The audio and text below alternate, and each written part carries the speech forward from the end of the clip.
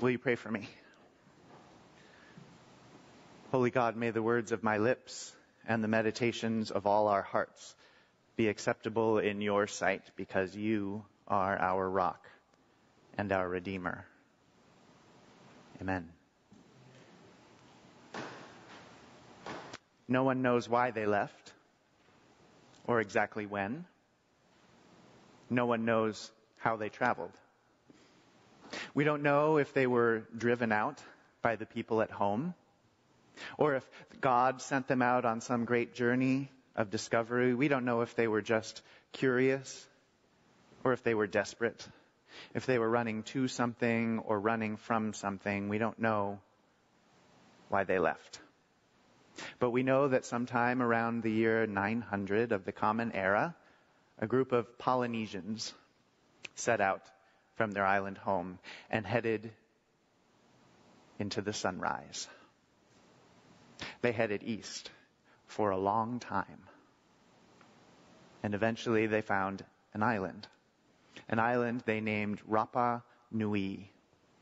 Rapa Nui is the most remote inhabitable island in the world. It's over 1,000 miles, well over 1,000 miles from the nearest other inhabitable place on the planet. They headed into the sunrise for a long time, and they landed on this island, and it was far from home. It was far from anything, but it was a paradise. They got there, and it was covered with great tall trees, some of them the tallest palm trees that ever existed. There were 25 different kinds of breeding seabirds there, 5 different kinds of breeding land birds there that were nowhere else.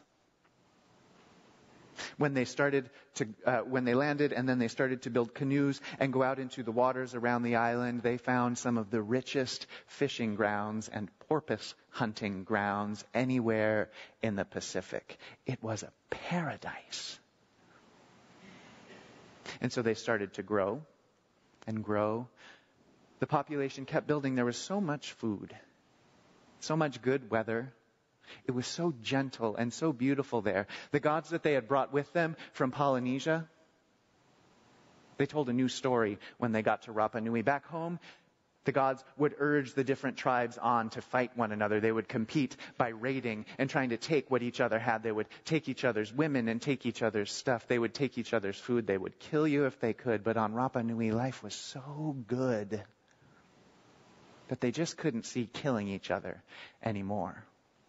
So the gods told a new story in that place. They said, yes, you must compete.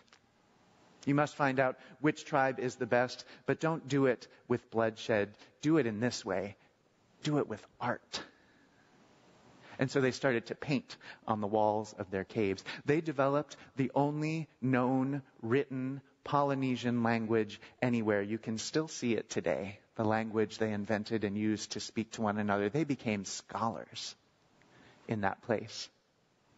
And they became artists. And they became this: stone carvers. When the first Europeans arrived on Rapa Nui in 1722, they named it for the day on which they landed, which is why you know it as Easter Island. Life was so good there that they just couldn't see killing each other anymore, but they had all this energy and they did want to compete. They were human after all. So they started to carve.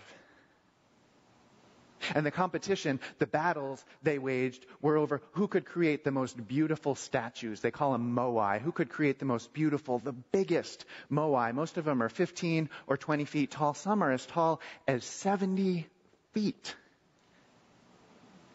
They figured out how to carve them out of the earth, transport them across the island, somehow lever them up into position. And a lot of them have giant red stone hats that they somehow managed to get up there 70 feet and put on those guys' heads. And there they stood with their backs to the ocean, staring into the island. And that is how the tribes competed for dominance. Life was so good, they would tell you. Which is why it's so curious that when those first Europeans got there in 1722, they found a people on Easter Island, on Rapa Nui, that was skinny, dirty, hungry, angry, living hard Scrabble lives. And they found a bunch of statues standing up tall, but they found that most of them were laying on the ground where they had been knocked over. And they wondered what happened. And we've wondered what happened for hundreds of years now. Here's what scholars these days think happened. Those first settlers from Polynesia got there to Rapa Nui, and life was so good, and they expanded. At the height of the population, they think there were 15,000 people there. And they went out in their boats, and they hunted, and they fished, and they made those great giant moai, and they were so beautiful. They were artists and scholars and engineers, and life was so good until the last person cut down the last tall tree on the island. They ate and hunted and fished, and they cut those trees down, and they used the fibers to make ropes, and they used the trees to make the canoes from which they fished, and they used those trees as sledges and as levers to get those statues across the island and set them up tall.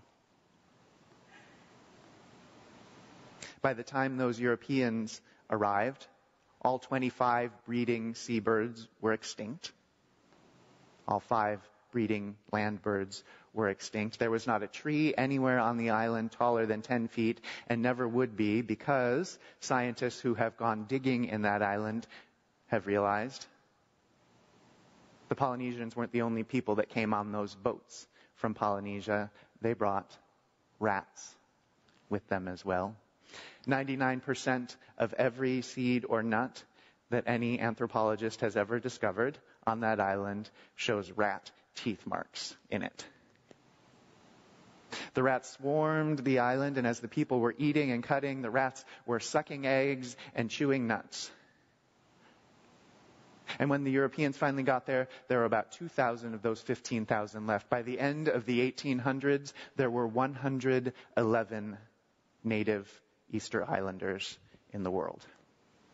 The last standing moai was seen, the last standing one that was seen by a European was seen in 1838.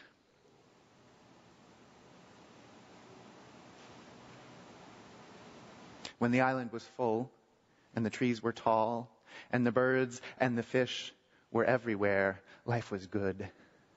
And the people on Rapa Nui were artists and engineers. They were scholars. They were writers. They competed with art, not with war.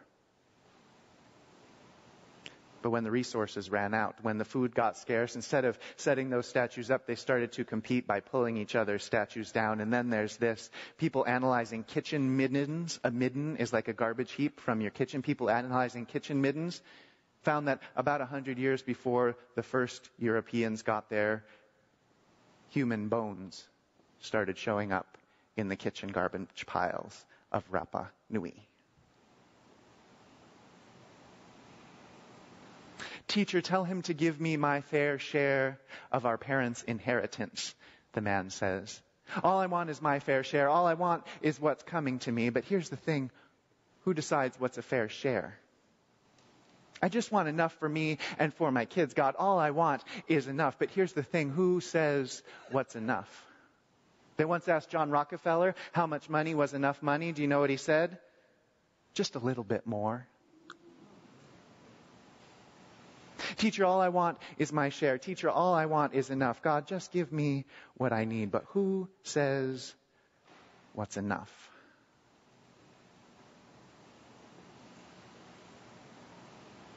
When there was enough on Easter Island, they were artists.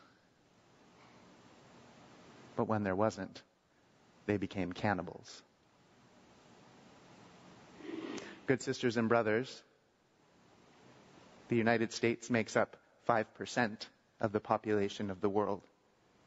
We use 20% of the energy produced in the world. We eat 15% of the meat produced in the world. We produce 40% of the garbage in the world. We threw away 16 million disposable diapers last year. Teacher, all I want is enough. All I want is what's coming to me, the man said. And here's what Jesus knew. You don't have to actually eat other people to be a cannibal. When you're taking more than your share, when you're trying to fill up your barns with stuff, you're already doing it. Have you ever seen the closet of a house built in 1900? Have you ever seen the closet of a house built in 2010? You don't have to be eating other people to be a cannibal. When there was enough, they were artists. When there wasn't, they became cannibals. Friends, Easter Island is the most remote, inhabitable piece of land in the world. It's 1,000 miles from the nearest place that can support life. Our planet is a lot farther away from the next planet that can support life than that. You do the math.